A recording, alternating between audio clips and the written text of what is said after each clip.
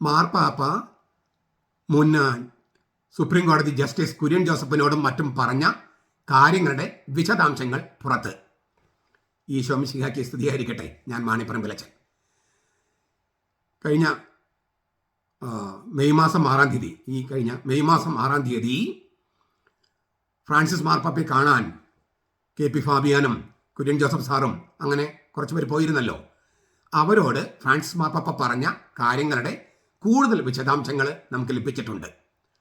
മാർപ്പാപ്പ അവരോട് പറഞ്ഞത് ഇതാണ്: നിങ്ങൾ സമൂഹത്തിൽ വിലയും നിലയുമുള്ള മനുഷ്യരാണ്. സമൂഹത്തിൽ നിങ്ങൾക്കുള്ള സ്വാധീനം നല്ല കാര്യങ്ങൾക്ക് വേണ്ടി ഉപയോഗിക്കണം.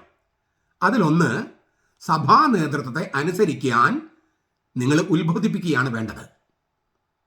സീറോ മലബാർ സഭയുടെ നേതൃത്വത്തെ അനുസരിക്കാൻ വിമത വൈദികരോടും അൽമായ മുന്നേറ്റക്കാരോടും നിങ്ങൾ പറയണം.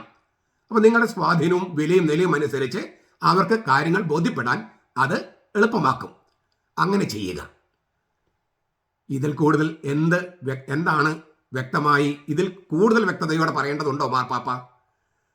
അതിനാൽ നമുക്ക് വീണ്ടും ഈ എറണാകുളം അങ്കമാലി അതിരൂപതയിലെ ഈ വിമതരായി നിൽക്കുന്ന വൈദികരോടും അവരെ കൂടെ നിൽക്കുന്ന അൽമായ സുഹൃത്തുക്കളോടും പറയാനുള്ള ഇതാണ്: തീരുമാനങ്ങൾ ശക്തമാണ്, നടപ്പാക്കിയേ തീരും.